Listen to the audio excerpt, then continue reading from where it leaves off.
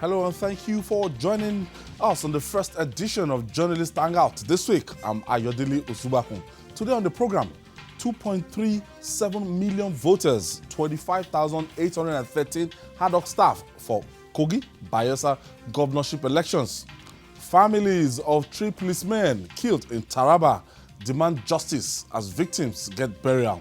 Police rescued abducted SULEJA area commander. Arrest 2 suspects. And later on the show, FLOODSACKS Lagos Ogun border residents after heavy rains. I'll be hanging out with Gani Kayode Balogun and Mojid Jamiu. So if you are ready, let the hangout start now.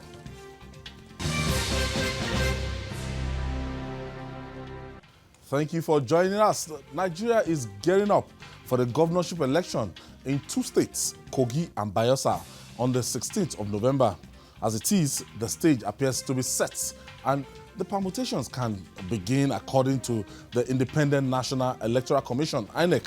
A total of 2.37 million votes will be up for grabs by the contestants, made up of 923,182 registered voters for Bayelsa and 1.64 million for Kogi. Now, to conduct the election, the INEC chairman, Professor Mahmood, said the commission will require 9,945 adhoc staff in Bayelsa and 15,868 in Kogi, giving a total of 25,813 adhoc staff for both states. Gentlemen, Mojid, talking in terms of logistics, rolling this figure, when you compare the figure of Bayelsa, 8 local governments, Bayelsa came up considerably compared to what they used to have. The number of registered voters in Bayelsa for 2015, as at 2015, was like less than 400,000 registered voters. Now we have close to 1,923,182 registered voters in Bayelsa and 1.64 million people in Kogi that will decide who becomes the governor come the 16th of November. Yes, I can say that the political awareness is growing generally all over the country. That's why you have the number of registered voters increasing for most elections. And like you rightly said, 8 local governments in Bayelsa with about 900,000 registered, now 900,000 plus registered voters. But let's bear in mind that it is only those who have PVCs that vote. So why do we continue to use these registered voters? Because I know the Electoral Acts always specify registered voters, but in practical terms, the people we are meant to recognize the number of people that actually has the PVC. Well, I still don't know why INEC is not trying to be realistic, so to say. And even if you're a registered voter and you don't have the PVC, you cannot vote. You are not eligible, but they will say they are dealing with registered voters. So, like for example, out of the 923,000 registered voters, only about 600,000 have their PVCs. So on election day, we don't expect more than 600,000, out of which that's in Bayelsa, out of which, going by the past elections, maximum of 40%. So whoever is going to win the election in Bayelsa, by the time you score about 250,000 votes, I think you have won. I mean, that's my projection. On a very high figure. On a very high figure. Because we've seen the situation whereby people of 1-point-something million, people that has 200,000 are still... even looking at the presidential election that we just concluded in February, the general elections, February, March this year, how many people voted, I mean, in Bayelsa? And even all over the country, we had 77 million registered voters, out of which about 15 million, I mean, partook in the exercise. In the exercise. So, look at a state like Lagos too. In the whole Southwest, we had 16 million registered voters, and 3.2 million people actually came to vote on election day. Lagos is very, very scandalous, where we have 5.7 million registered voters. PVC, people that collected PVC. With PVC. Yeah. But accumulatively for all the political parties, a little over 1 million voted. So the voter awareness in terms of registration probably is the political parties that are trying to play some games with it. It's going up, but we are not seeing that political awareness in the actual number of voters on election day, those who turn out to vote. So, but we hope that, I mean, people will get more conscious and know that performing their civic responsibility is a task that must be done so that they can, because in a state like Bayelsa, for example, there are no dislocation in terms of movements and stuff like that compared to a state like Lagos where people could relocate and stuff like that. So Bayelsa, they are basically those who live there. So even if there will be some distortions into the movement of people or the location, probably just about 5 or 10%, which will not have a significant effect on the result. But as it were, in the past 20 years that we have been experiencing this new democratic setting, the only thing I could say is working for us is that people, I mean, we no longer have a situation where in the past we have 923,000 voters registered, and you see somebody winning with 920,000. During the days of Morris. That is it. Now, I think we can credit Jega for that, and I think the new INEC chairman is also the figures we are getting are more realistic. Yes, we are getting more realistic figures, but then even the figures are still very low. Is it not scandalous that when we are talking about election, things that we mold our destiny, things that will determine how well we are governed and the kind of people that will lead us, Nigerians are still passive? Apart from states like Kano State, apart from states like Katsina State, I can tell you that I covered the election in Katsina State. I know what happened in Kano State, that the number of people that collected their PVC, and on election day, the people that will actually come out. But fast forward, when they are doing one sort of jamboree in 124 hours television in a room, they will tell you that 230 million Nigerians actually participated in sending text messages, I think and over 7 billion naira was made. The Yorubas will say that your home is where your heart is. Obviously, those people you are mentioning, their heart is where those things you mentioned. It's more important to them than electing governors or members of the houses of assembly. We cannot run away from the fact that politics are local. And because of that, we have to face the reality that unless and until the time comes when somebody stands up and be an abiga, as it were, to lead the movement, people always go back to the status that they are presently working. For example, I expect a very high turnout in Kogi because every vote will count, because you have a very competitive election. Yeah. But in Bayelsa, which has practically been in one-party state, I expect that people just assume that PDP will win. And based on that reality, nobody will go out of their way to move out if they don't have to. I don't think the scandal here, to me, is how to put side by side the real figures that we are looking at and the number of people that were supposed to have registered for voting. Because, like Moju said, if the threshold has been 40% over the last 20 years, that means technically those who take this responsibility seriously are only those 40% voting every electoral cycle.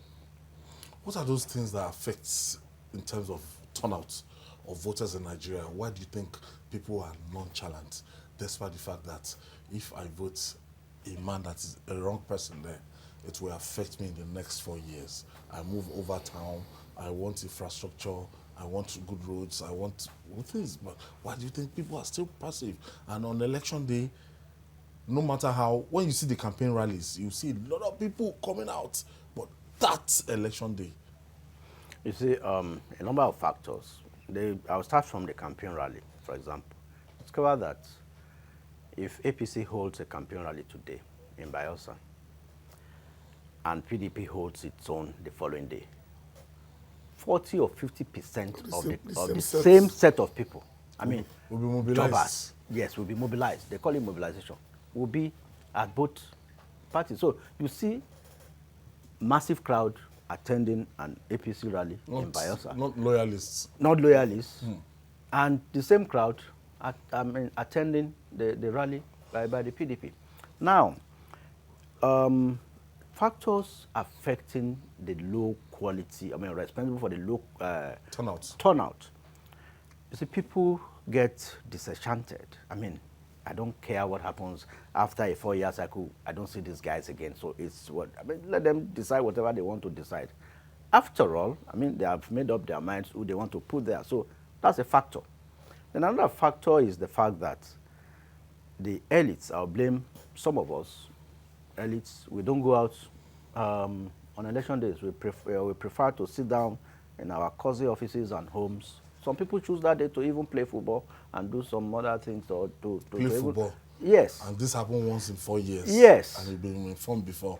That's So I've covered elections in several parts of the country, and we see these things happen. Some people will even tell you what are they doing there. It's their business. And those few who go out on election day, they go out based on the fact that they know that they'll collect some peanuts from those contestants, the politicians. Cash for votes. So these are some of the factors that we need, unlike in other economies where you see elections as festivals. They see it as an opportunity to change certain things, to redefine certain momentum. But in Nigeria, we are yet to get to that level. But then our democracy is still evolving. That's why I keep going back to Lagos. How can you have, you have a very, very educated populace in Lagos where they call to question the activities of their governors and stuff like that. But how many people actually vote on election day in Lagos and other parts of the country?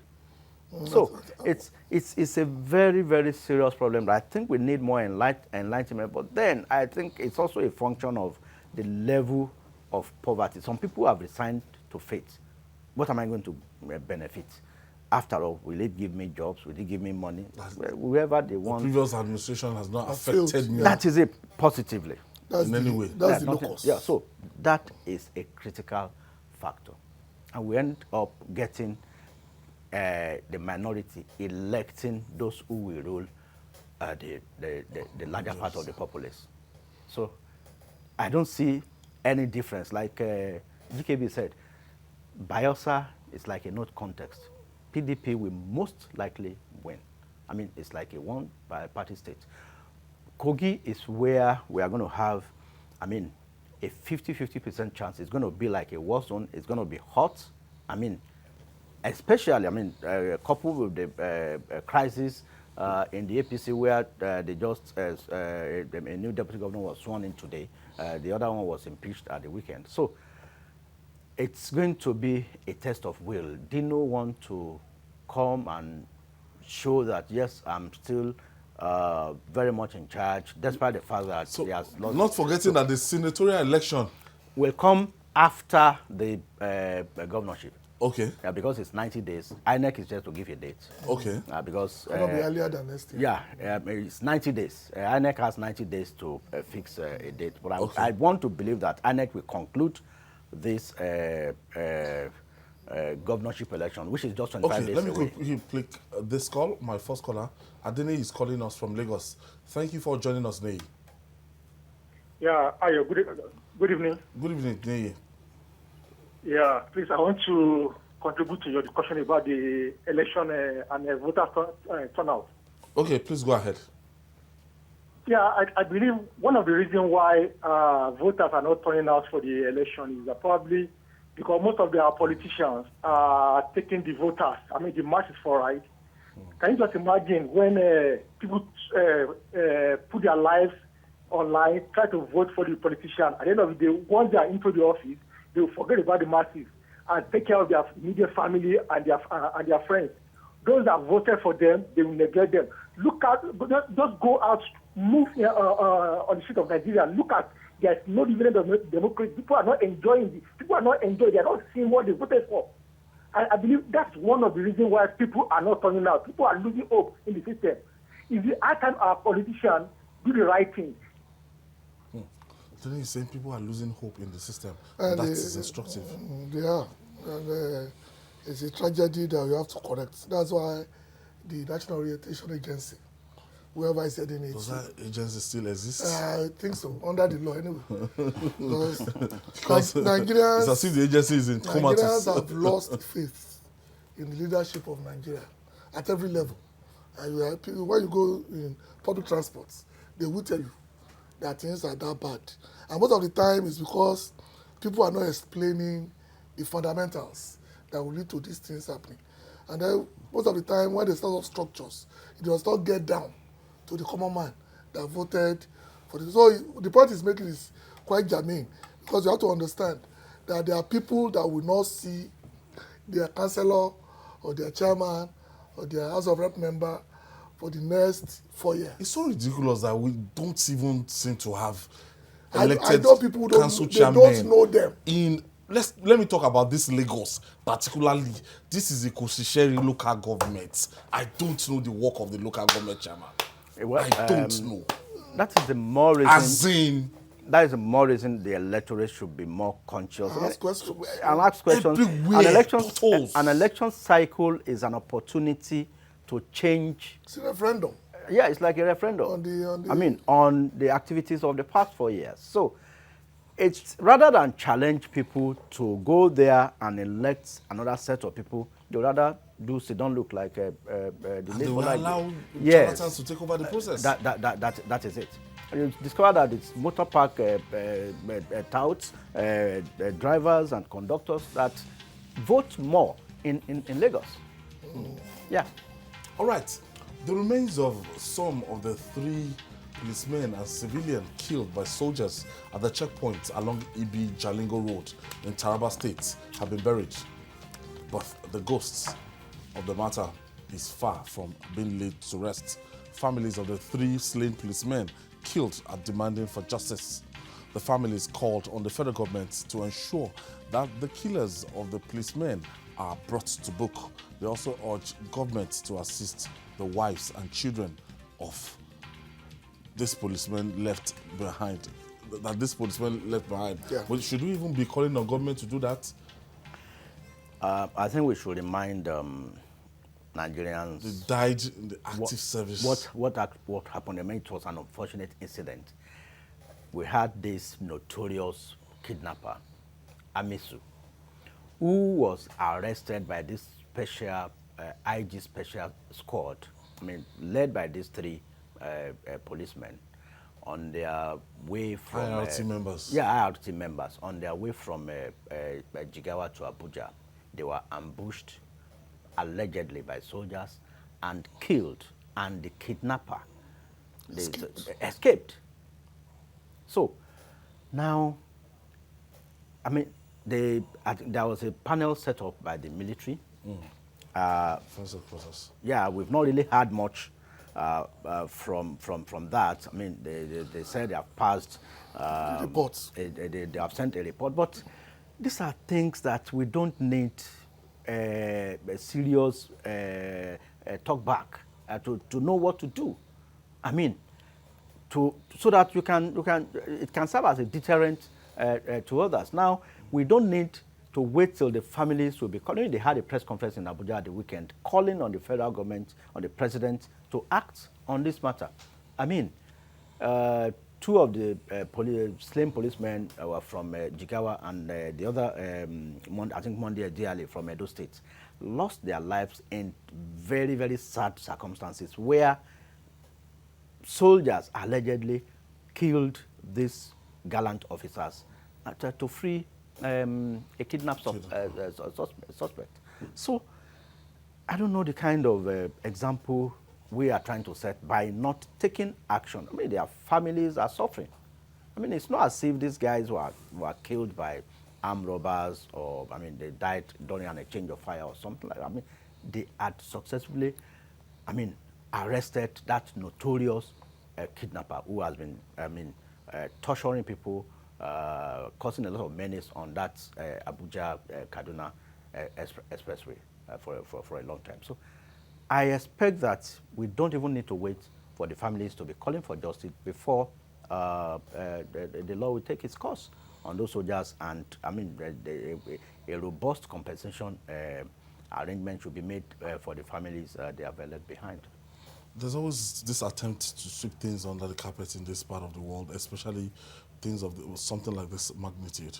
And they were talking about communication in terms of when you read the report of the defense headquarters, and a lot of us, we actually saw that it as an attempt to actually water down whatever might have happened. A lot of semantics, come into play here. But the bottom line is that we're yet to see action. Yeah, it's unfortunate that we've been proven right again on this program. Because I remember there was a time this matter broke out, on the very day that the man was arrested. And we said that, being that as it may, we may have to wait a long time for justice to be served. Because we are talking about the Nigerian army that believes that they are above the laws and the constitution of the Federal Republic. And this is what is playing out. And that they are superior to the police. They are superior to the police and every material. So this is unfortunate, and I feel pity seriously for those boys for losing their lives, obviously now in vain. And these are some of the best policemen we have. For them to become part of the IG task force, imagine the level of training and equipment that they've been given. And now they've just been treated like, I don't want to use the word that came to my mind, and I don't think they will get justice. Because the army will drag the feet, and the federal government has shown it doesn't have the lever to hold the army responsible for the death of this policeman. And moving further, we expect that the army military captain, we expect him to go through trial. We expect even Waduma himself to face the wrath of the law. Now that's the best thing that could happen under normal circumstances. But as it were, I mean, it's like they are foot dragging. I mean, and expecting that naturally, like Nigerians that we have, will forget and we allow it to pass. I mean, there was conviviality between Wadume, that notorious kidnapper, and the army captain who ordered these guys to be shot. I mean, these facts were established. So, and everything is like being buried under the carpet until, of course, those the family members raised the dust again on Friday at that press conference in Abuja.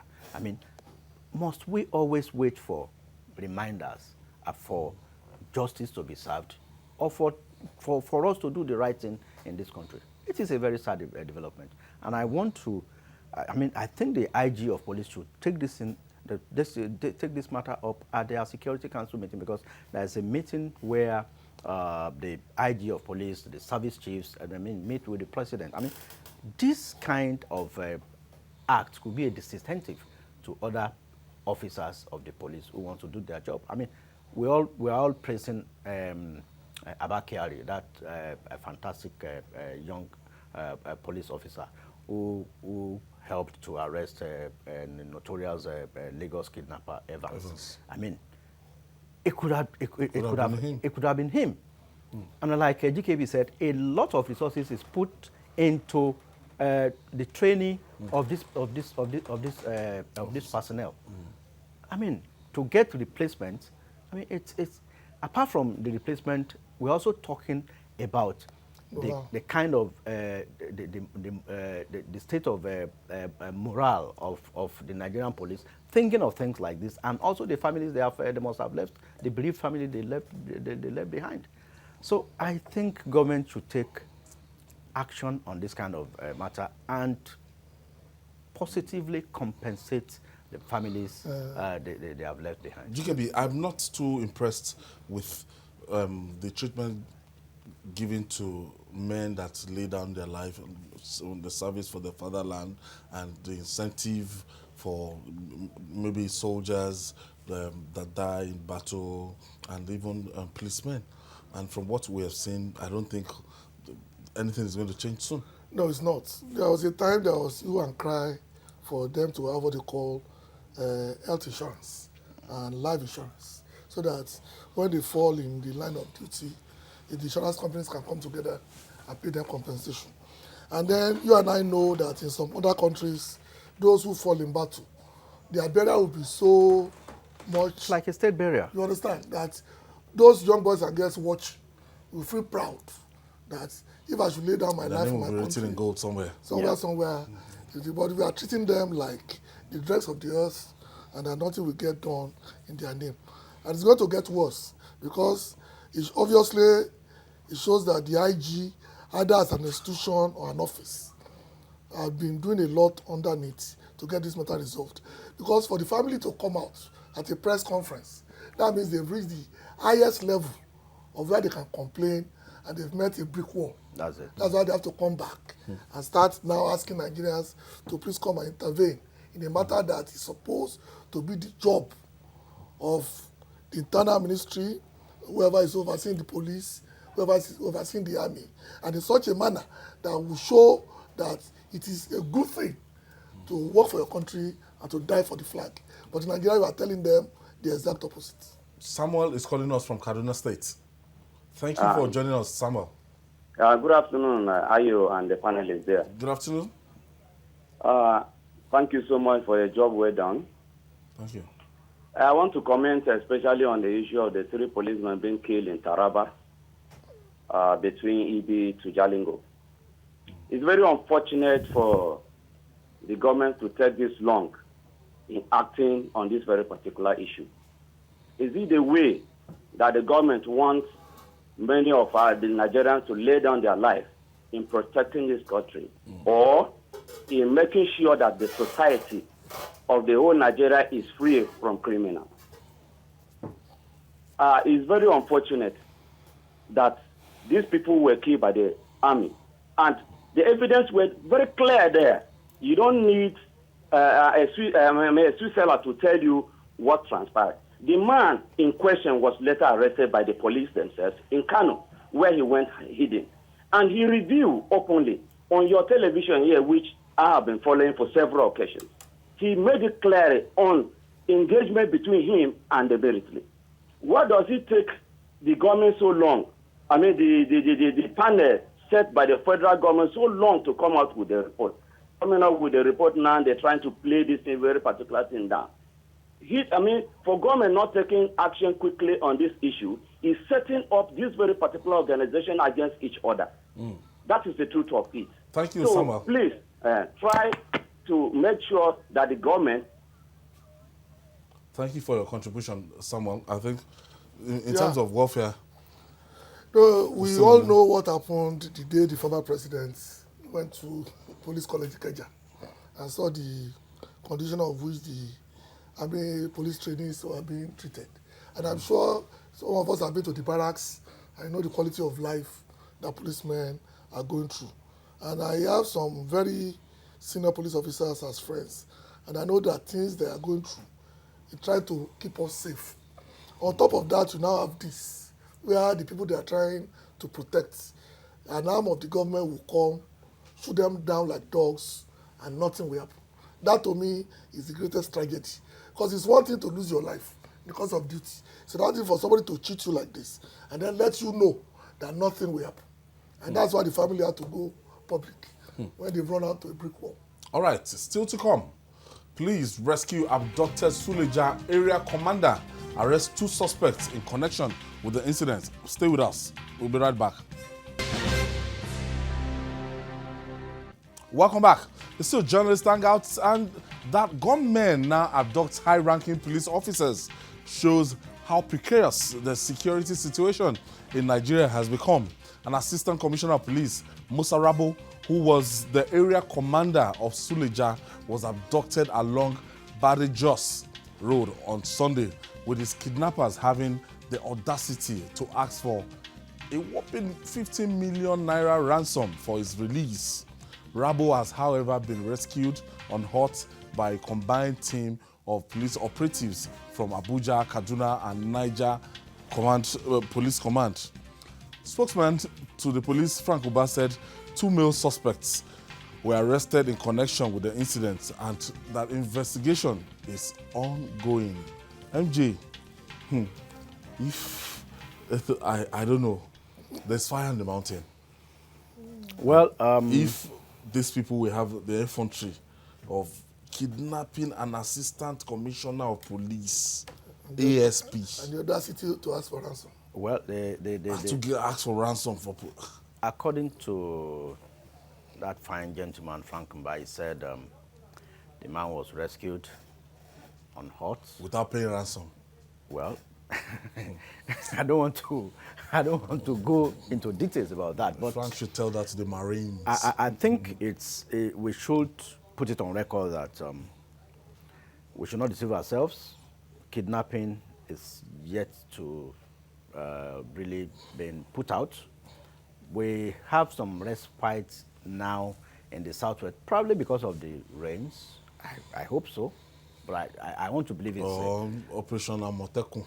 well, maybe or maybe it is Amotekun that is working, but we have a sort of respite in the southwest. But in the north and Abuja axis, and in the last 2 weeks, we had instances where people were even kidnapped in their homes in Abuja and the Severance. Now, this one that happened between Abuja and Suleja,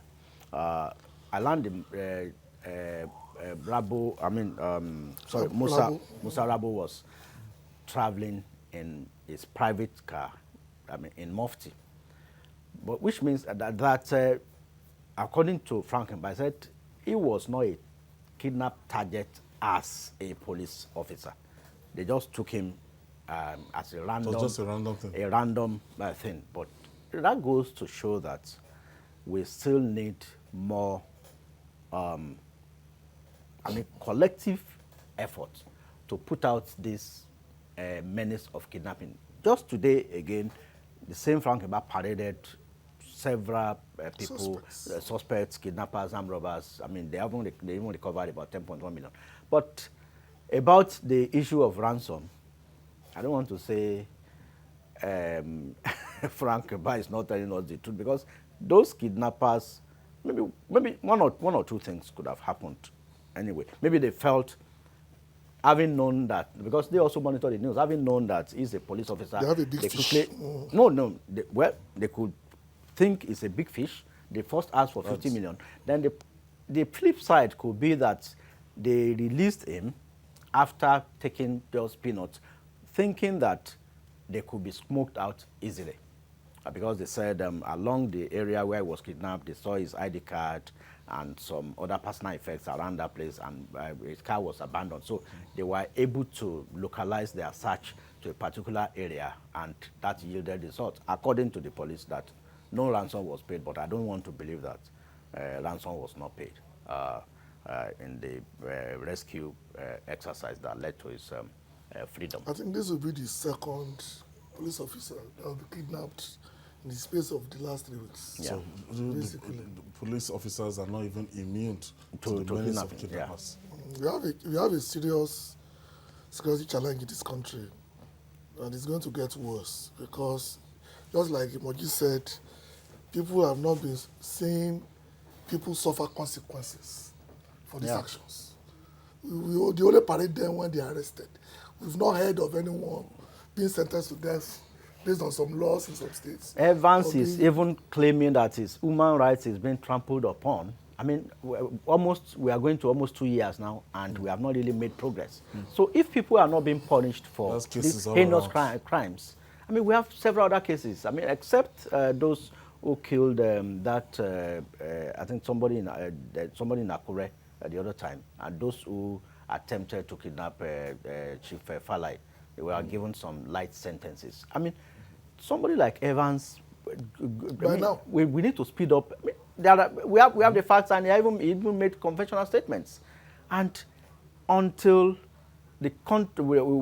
our judicial system serves the right judgment to, I mean, we have some states that as prescribed very punitive measures against kidnappers. The death for some of these kidnappers. Death for them, their properties will be destroyed. Yeah, it happened in I think one or two states, Anambra and Imo. So we need heavy punitive measures, and quickly too, because justice delayed is like justice denied. Because those who move back from kidnapping based on the arrest of some very high-level kidnappers, I've seen that nothing happened to them. So simply we go back as business as usual. But you and I know that the PR disaster of policemen, of AIG rank being kidnapped, is far more than the consequence of their act itself. It's the pure disaster of that act that's even more dangerous. Because that means Area commander, you can imagine, I mean, an area commander serving in Suleja. this is a man who has nothing less than 40 policemen. Yeah. And it was picked like that, police. like a chicken. So you understand what I'm saying? It's the disaster, PR-wise, that to me, police should look out for. Not the... I applaud them for moving in quickly and solving it in 24 hours. But that does not change the fact that they are so confident to pick up a policeman and hold him again for 28 hours. And also, they should, when people get kidnapped, this kind of quick response, I mean, we want this kind of quick response. Like the village head of Daura, I mean, the president spent 56 days in the kidnappers' den. Samson Siasia's mom, as old as that, I mean, spent almost 70-something days at the kidnappers' custody. So we need quick response like this. I don't want to believe that it's because he is a policeman that that they are able to get him out fast.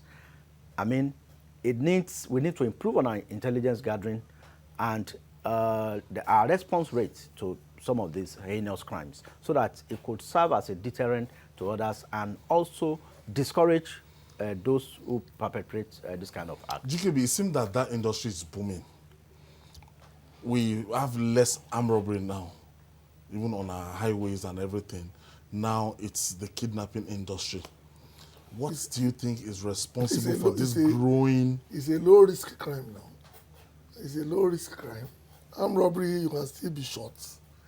Going to people's houses, you can get resistance. It's not even about resistance. I think the catching for them is the fact that they know most people don't keep cash at home again. Yeah. Then when you travel to buy goods, or when you travel, your cash is in your bank. In your bank. So you only do transfer on the phone. So that urge for armed robbery is no more there, because you can't find cash. And if you go for electronics items, and how much do you sell all those things? Okay, we have this caller from Taraba State. Godwin. Bobby is calling us from... Yes, go ahead with your contribution. Okay, Ayo, good evening. Good evening, Bobby. Ayo, nobody is safe in this country. If policemen that are supposed to guard us in this country are being kidnapped, who do you think is safe? Now, that aside, Ayo, let me just chip in a little bit of what has happened in Taraba State. Ayo, there is a conspiracy theory on the police killing that happened at Ibi. Some people are trying to play politics about these slain policemen, dedicated policemen that are working for the benefit of us to sleep. And some set of people will just go and useless their life just like that. Ayo, sometime in last year, General T.Y. Benjamin came out and told the whole world that the armed forces of this country have been compromised. People raise a whole lot of content insulting this man, and look at what is happening presently in this country. Ayo, it's only God that will save us.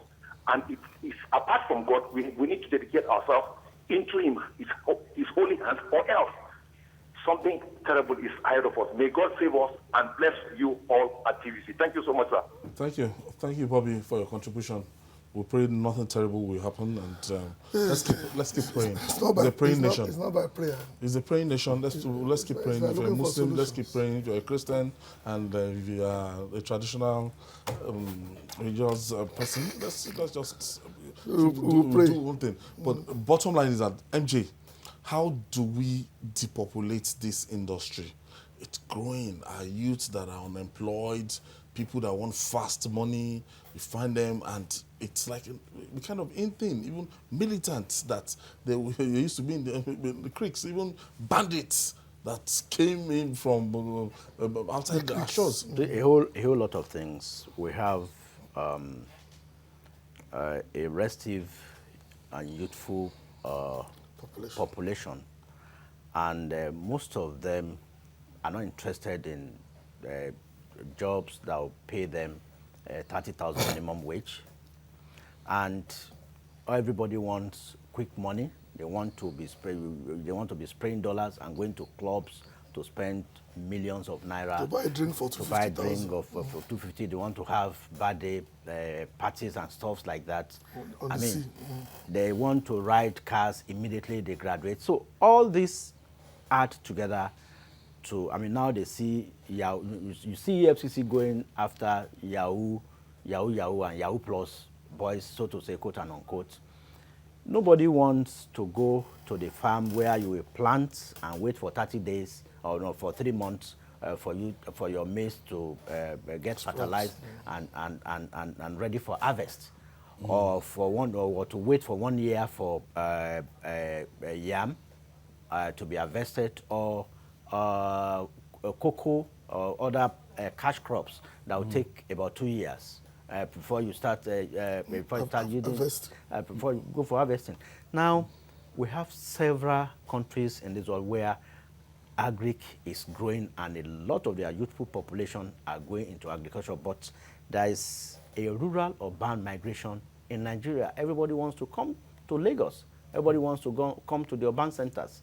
So, and because of technology and our porous borders, they get some weapons and other willing colleagues who help them to perpetrate some of these dastardly acts. So our government needs to be more responsive by creating incentives that will allow people to go back to the farms, providing more jobs, providing an enabling environment that will allow cottage industry, small, medium, and small scale industry to grow, and also reorientate our youths that they can actually start. Even when the jobs are available, they don't want to do it. They will tell you how much do they get from such jobs. So it is a very, very serious cultural problem, socio-economic problem that we must address. And our elders has a lot to do in this regard. We need a lot of reorientation for our upcoming youths, because if something serious is not done about this kind of menace, we can see the ripple effects of the xenophobic attacks. The attack that happened to ShopRite in Lekki. People are going to those stores to steal even drugs. And the bookstore that was there, nobody went there. So it gives you an orientation about the thinking of an average youth. They are waiting for that opportunity to explode. So we need to be very, very cautious and careful. So those crimes will continue except something drastic is done. All right. Moving forward now. Now, with heavy rainfalls comes severe flood. Residents of border-bound communities of Lagos and Ogun states have been finding it hard to battle flooding ravaging the state in recent times. On Sunday, many of these communities were flooded after torrential rainfall, leading to disruption of free flow of traffic, while residents of these communities continue to lament over the havoc caused by the flood. They are appealing to the governments of both states to help salvage the situation. Gentlemen, it's becoming another thing. Well, when the people along the border, and we want to talk about Akute, Lambert, and Sherry, those areas. And I think there's a particular dam in Osun also that it's OGUN, River Ogun. River Ogun, yes. And the whole of that area now is, flooded. It's a floodplain in the first place. Don't let us run away from that reality. Normally, countries with lowlands, like we have, and they have a river of the magnitude of Ogun River, usually will move homesteads as far away from the river as possible, because the river will always break its banks during this season. But we've blocked out the floodplains, areas that were set aside basically to absorb the water coming out from the river at this level, and they've been built upon. Even some that are supposed to create drains for waters to flow away I found it difficult because they've been built upon by the Nigerian elites who wanted to live very near certain areas. But be that is made, then of course, OGUN River Basin Authority itself must once in a while open up the dams for the water to go away, generally what they are using for elements. So two things we need to do. The first one, of course, is to identify areas that the water normally will flow and then find solution to the path. Because no matter what we do, water will find its level. There's no way we can run away from that. Then the second one, of course, is that we have to be proactive. Before the rainy season starts, those who run this area must let us know the level of rain we expect that year. If they have to move certain people out of the way, let them move them. Because it's not, like you said, it's not like by prayer. And there are some areas that people are staying.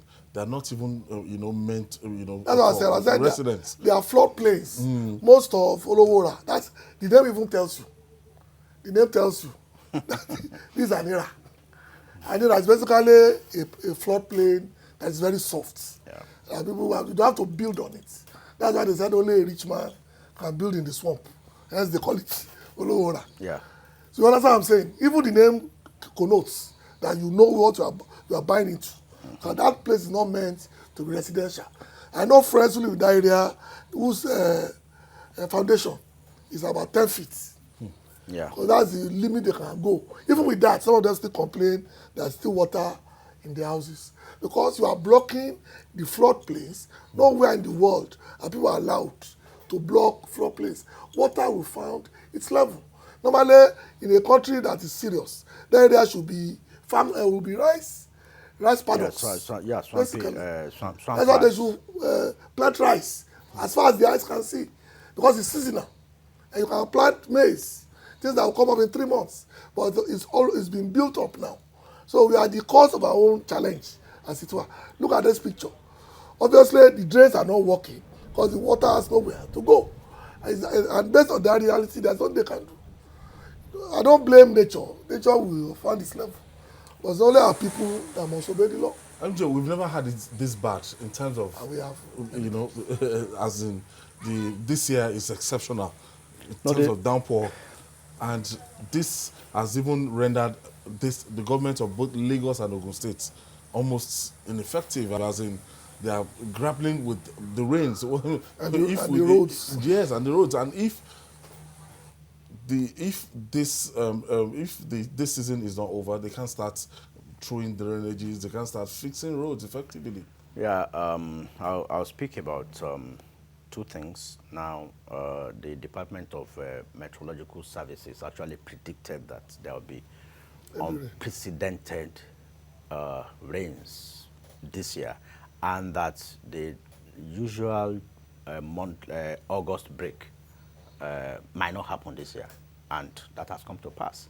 I read a report that says that in the month of August alone, we've had between the 1st of August, between the 1st of October and 14th of October, we've had 160 millimeters of rain. For those, rainwater. Yeah, of rainwater. I mean, measured by the language, and the average since about 200 years in the whole month of October is 154 millimeters. But in the first 14 days, we've exceeded that, and they are predicting that before the end of October, which I think we still have about 10 days more, it's going to hit like 300. So it is expected, and they categorically mentioned about 7 states: Kogi, Lagos, Ogun, Ekiti, Ondo, and 2 others that will be hardly hit by heavy downpours and flooding this year. So it's not something, it has to do with climate change. Then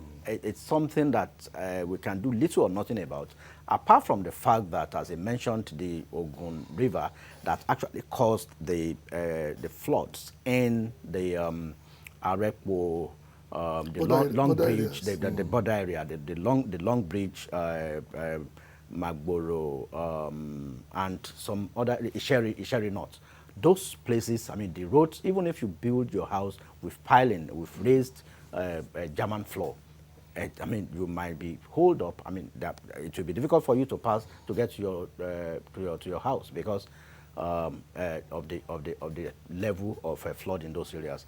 I passed through that bridge yesterday, and I saw it on a first-hand basis. I mean, if on that, you could see on the long bridge, you could see the flood, the Ogun River threatening to even come to the bridge, on top of the bridge. So it was really getting very close, and it was still raining then. And from the predictions of the meteorological services, between now and the end of the month, we are still going to have consistent downpour, except for like 1 or 2 days. So I think we should just heed the warnings that we should evacuate ourselves from those areas that are those floodplains, and we should not say that, well, this is my house, I have nowhere to go. It's better to be alive than to try to say, I don't want to seek shelter or get yourself some discomfort for about a few days, because the level of rainfall this year is unprecedented in the last 200 years. How can government assist? And the first thing, of course, is to ensure that people are evacuated before it becomes an epidemic. Don't forget, we have challenges even in places that are higher than the water. We have places where the drains have gone. We have areas that water are supposed to flow. They've been blocked for years. Yeah. So what the government needs to do first, identify those areas and move them out, whether they like it or not. Because like Moji said, we are expecting another 200 liters of rainwater this month. And most of the time, I think earlier today I saw the Commissioner for Environment, Mr. Tunji Bello, and Joey Bokwe. They've gone around some parts of Lagos today. Yeah. I've been seeing pictures of their visits to those areas that they can quickly do kind of palliative. They have to create outlets for the water quickly in some other areas as well. Because if it's going this way and there's no way to go, like most countries will do, they'll just dig another path for the water to flow in such a manner that it will not cause havoc for a long period. But knowing Nigerians as we are, a lot of big men will pretend there's not a problem until somebody dies. How about what is happening on the island? That's a different ball game. They don't have. And that's below sea level. Yes. Normally in Lekki, I mean, it's a sandy plain, and you know, we are already encroaching into the sea, and the sea will always. I mean, it will always find its level. It will come back. But naturally, the rains ought to have gone, but with the level of downpour, that's why before now, it will clear away in a few hours. But I think the land is getting saturated. So, I mean, with the level of downpour, there's a limit to which it can go. And recall that Lagos is above sea level already. It's below. Lagos is below sea level. So, I mean, it's something we have to battle with. They will just have to cope. It will take a longer time for better planning. Yeah, longer time for the rainwater to actually go completely. I want to thank you, Moji Jamiu. Thank you for your contribution. And Gani Kaide Balogun GKB, thank you for your contribution. And that's okay. And that's our offering today. Join us tomorrow for another episode of the program. You can also watch Journalist Hangouts on our platforms showing on the screen. We're also on YouTube, youtube.com/TVC News Nigeria. Our feedback channel is Journalist Hangout at tvcnews.tv. I'm Ayodele Uzbaku. Bye for now, and God bless Nigeria.